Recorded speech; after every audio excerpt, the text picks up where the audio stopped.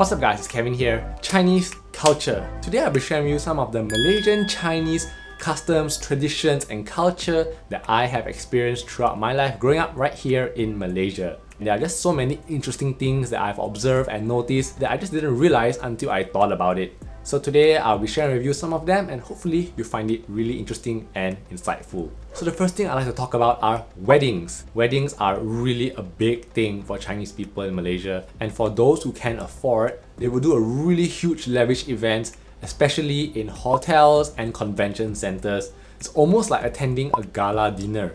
It's a huge banquet. There's going to be performances, there are singers, MCs, and sometimes like 8 to 10 course dinners for those that are really spending all the money. Growing up, I've been to so many Chinese weddings and it just seems so like a huge spectacle. It takes so much energy to go through the whole 2-3 hours of the wedding banquet, but nevertheless it's really fun and you get to eat lots of good food. Now as a guest, you don't give household items for the bride and groom as presents. That is something I noticed in other cultures where they give like porcelain cups or plates or kitchen appliances to the bride and groom. In Chinese culture, you give cash, particularly money in red packets called ang pao.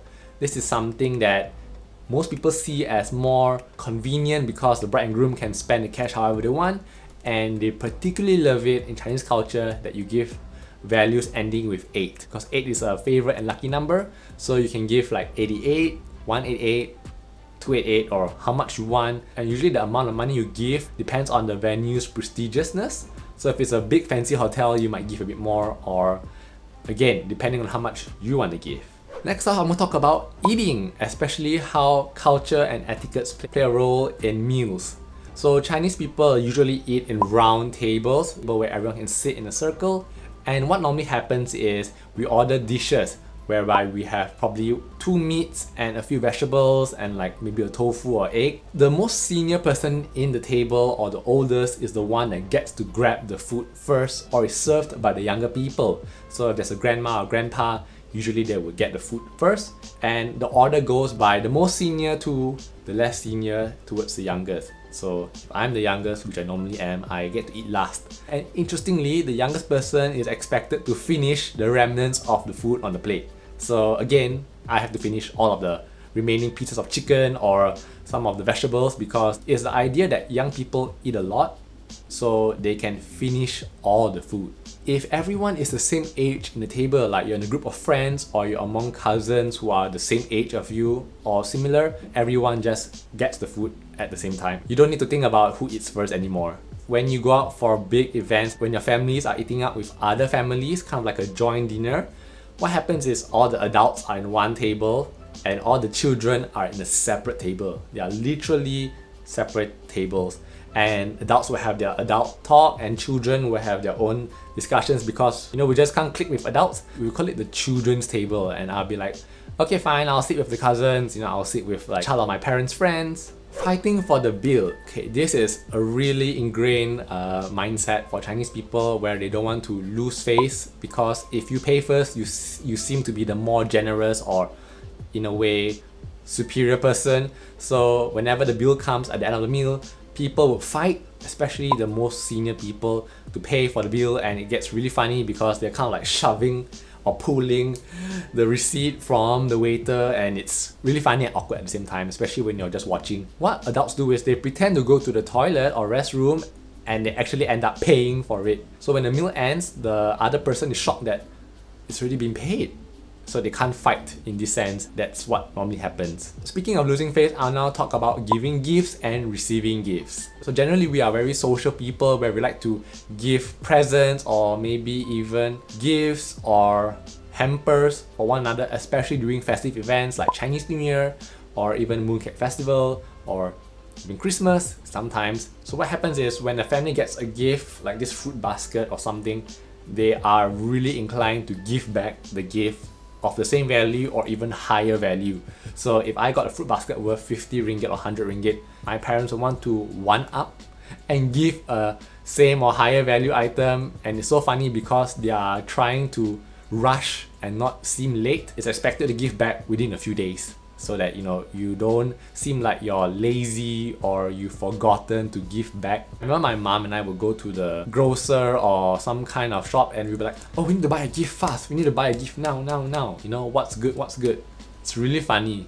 Moving on, another big culture here for Chinese people is the belief in Feng Shui. Now this is a belief that has spanned thousands of years, literally the combination of astrology and geomancy, whereby they believe these influences can assist man to achieve harmony with the natural environment. I've always found this to be really abstract, and you can see it being really prevalent in a lot of Chinese families here, whereby a lot of things are dictated by Feng Shui, such as the way you position your furniture, the house lot number you buy, or even timing of events that you want to do things.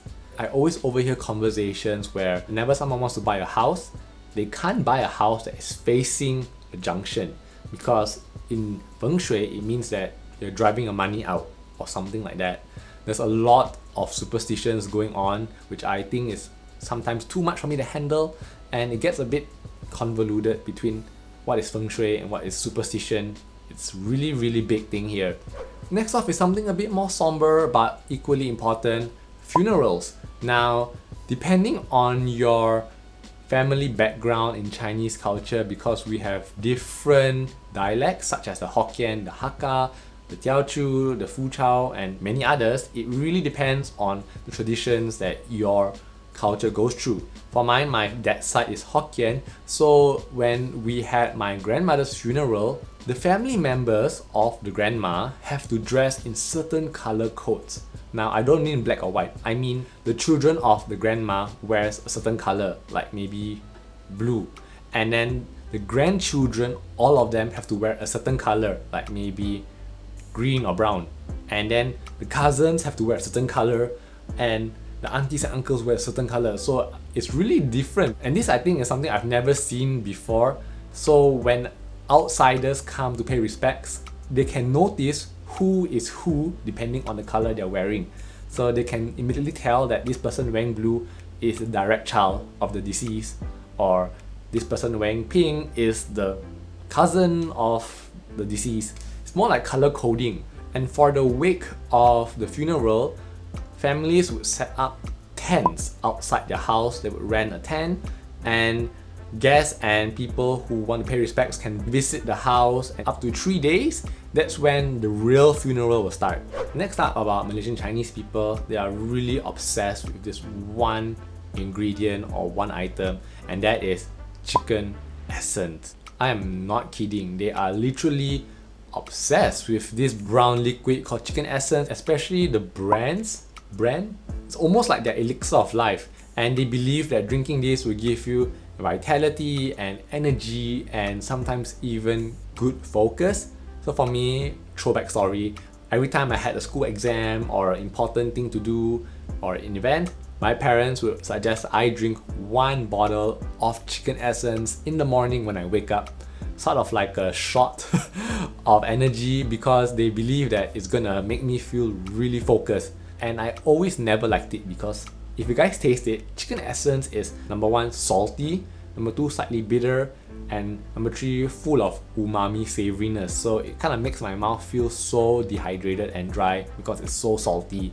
Nevertheless, it's still really popular until today, and I think one of the most evergreen products. Another custom or culture we have here is something called full moon for newborn babies.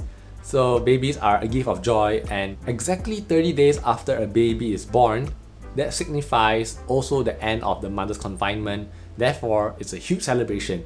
What Chinese families do is they host a huge party whenever they have the 30 days full moon event, and they would have lots of friends and relatives come over to kind of have like a baby shower to see the newborn. The main highlight of this full moon are red eggs. Basically, there are chicken eggs that are hard-boiled and dyed with red, as well as red kuehs called angku kueh, which is glutinous cake with starchy bean paste in the middle.